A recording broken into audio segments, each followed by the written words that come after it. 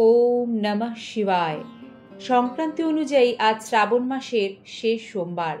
আজ সে খুবই ভাগ্যশালী হবে যে মাত্র 2 মিনিট হাতে নিয়ে একটি বার শ্রবণ করবে শ্রাবণ সোমবারের শিব পার্বতীর এই ব্রত কথা। সোমবারে শিবের এই ব্রত কথা শ্রবণে স্বামী সন্তান দীর্ঘায়ু হয়, পরিবারের সার্বিক কল্যাণ হয়। একজন ব্যক্তির জীবনে যে কোনো ধরনের কঠিন থেকে কঠিনতর সমস্যা দেখা দিলে, আর্থিক সমস্যা চলতে থাকলে বা কর্মজীবনে সাফল্য না থাকলে শ্রাবণ সোমবারের এই ব্রত কথা পাঠ ও শ্রবণ সে ব্যক্তিকে এই সমস্ত রকম সমস্যা থেকে মুক্তি প্রদানের সুপথ প্রদান করে। শ্রাবণ মাস দেবাদিদেব মহাদেবের নিজের মাস। এই মাসে তিনি শূল পানি নামে অভিহিত হন। রুদ্ররূপে পৃথিবী সঞ্চালনার দায়িত্বে মাতা পার্বতী এবং দেবাদিদেব মহাদেব এই সময় মর্তলোকে বিভিন্ন স্থানে ঘুরে বেড়ান। শ্রাবণ সোমবারের ব্রত কথা শ্রবণে ব্যক্তি মহাদেব ও মাতা পার্বতীর কৃপা ও আশীর্বাদে সর্বসুখ লাভ করেন। শ্রবণ করুন শ্রাবণের এই শেষ সোমবারে মহাদেবের ব্রত কথা। প্রাচীনকালে এক নগরে এক মহাজনের বাস ছিল। তার কাছে অঢেল ধন সম্পত্তি ছিল, কিন্তু ওই মহাজন নিঃসন্তান হওয়ার কারণে সবসময় দুঃখী থাকতেন। প্রতি সোমবার উপবাস রেখে শিব পার্বতীর পুজো করতেন ওই মহাজন। মাতা পার্বতী তার ভক্তিতে প্রসন্ন হয়ে মহাদেবের কাছে ওই মহাজনের মনস্কামনা পূর্ণ করার জন্য আবেদন জানান। শিব জানান, হে পার্বতী, এটি তো মহাজনের ভাগ্যে লেখা রয়েছে। কিন্তু মাতা পার্বতী কিছুতেই হাল ছাড়তে রাজি নন। তিনি শিবের এই কথা স্বীকার করতে চান না এবং মহাজনের ভক্তির সম্মান রাখার আবেদন জানাতে থাকেন।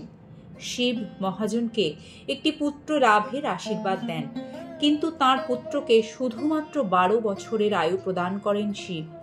এ কথা শুনে মহাজন না তো আনন্দিত হন না তো দুঃখ পান, কিন্তু শিবের পুজো বন্ধ করেন না।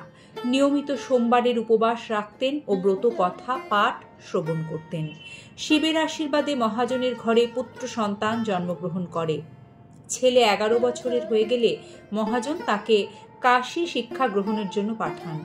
মামার সঙ্গে কাশীর উদ্দেশ্যে রওনা দেয় মহাজনের ছেলে।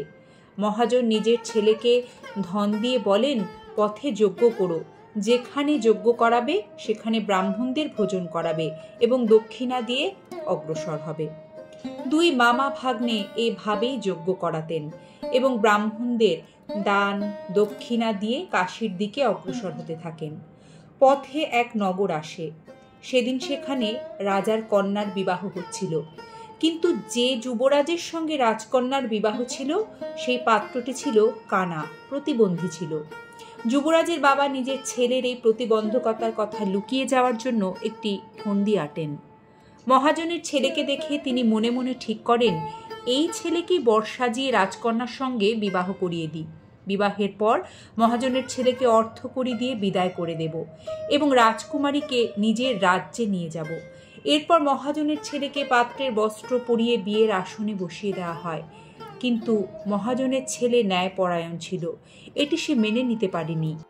সুযোগ বুঝে মহাজনের ছেলে রাজকুমারীর আঁচলে লিখে দেয় যে তোমার বিয়ে আমার সঙ্গে হয়েছে, কিন্তু যে যুবরাজের সঙ্গে তোমাকে পাঠানো হবে সে এক চোখে কানা। আমি কাশী পড়তে যাচ্ছি। এই বিষয়টি জানার পর রাজকুমারী নিজের মা বাবাকে এ সম্পর্কে জানায়। রাজা নিজের কন্যাকে বিদায় করেন না, বরযাত্রী ফিরে যায়। অন্যদিকে মহাজনের ছেলে ও তার মামা কাশী পৌঁছে সেখানে যজ্ঞ করান। যেদিন ছেলের বয়স 12 বছর হয় সেদিনই যজ্ঞটি রাখা হয়েছিল। ছেলেটি নিজের মামাকে বলে, আমার শরীর ভালো লাগছে না। মামা বলেন, তুমি ভেতরে গিয়ে শুয়ে পড়ো। শিবের কথা মতো কিছুক্ষণের মধ্যে ছেলেটি শেষ নিঃশ্বাস ত্যাগ করে। মৃত ভাগ্নেকে দেখে মামা বিলাপ শুরু করেন। সে সময় শিব ও পার্বতী সেদিক দিয়ে যাচ্ছিলেন। পার্বতী বলেন, প্রভু, এর কান্নার স্বর আমি সহ্য করতে পারছি না, আপনি এই ব্যক্তির কষ্ট দূর করুন। পার্বতীর আবেদনে শিব মৃত বালককে জীবিত হওয়ার আশীর্বাদ দেন। শিবের আশীর্বাদে সেই বালক জীবিত হয়ে যায়। শিক্ষা সমাপ্ত করে সে নিজের নগরের উদ্দেশ্যে রওনা হয়। পথে পুনরায় সেই নগরে পৌঁছায় যেখানে রাজকন্যার সঙ্গে ছেলেটির বিয়ে হয়েছিল। সেই নগরেও যজ্ঞের আয়োজন করে তাঁরা। ছেলেটির শ্বশুর তাকে চিনতে পেরে যায়, তার আপ্যায়ন করে নিজের মেয়েকে তার সঙ্গে বিদায় জানায়। এদিকে মহাজন ও তাঁর স্ত্রী অভুক্ত অবস্থায় ছেলের প্রতীক্ষায় বসে থাকেন। প্রতিজ্ঞা করেছিলেন তারা ছেলের মৃত্যু সংবাদ পেলেই তাঁরাও প্রাণ ত্যাগ করবেন। কিন্তু ছেলে জীবিত হওয়ার সংবাদ পেয়ে অত্যন্ত আনন্দিত ও অবাক হয়ে পড়েন তারা। সেই রাতে মহাজনের স্বপ্নে এসে দেবাদিদেব মহাদেব বলেন, হে শ্রেষ্ঠী, আমি তো সোমবারের উপবাস ও ব্রত পালনে সন্তুষ্ট হয়ে তোর ছেলেকে দীর্ঘায়ুর আশীর্বাদ প্রদান করেছি। যে ব্যক্তি সোমবারের উপবাস করে এই ব্রত কথা পাঠ ও শ্রবণ করে তার সমস্ত দুঃখ দূর হয় এবং সমস্ত মনস্কামনা পূর্ণ হয়। আর এর সাথেই জড়িয়ে আছে গোটা শ্রাবণ মাস জুড়ে মহিলারা হাতে যে কাঁচের চুড়ি পরিধান করেন তা জেনেই হোক বা না জেনেই হরিয়ালি তীজ উৎসবের সম্পর্ক। হরিয়ালি তীজ উৎসব ভগবান শঙ্কর এবং মাতা পার্বতীর মিলনের পবিত্র প্রতীক। মনে করা হয় এই দিনেই দেবী পার্বতী দেবাদিদেব মহাদেবকে স্বামী রূপে পেয়েছিলেন। স্বামীর দীর্ঘায়ু কামনাতে হরিয়ালি তীজের উপবাস পালন করা হয়। এটা বিশ্বাস করা হয় যে এই দিন বিবাহিত মহিলারা এই দিনে জল ছাড়া উপবাস করেন, পুজো করেন, যাতে তাদের স্বামী, সন্তান অখণ্ড সৌভাগ্য ও দীর্ঘায়ু লাভ করেন।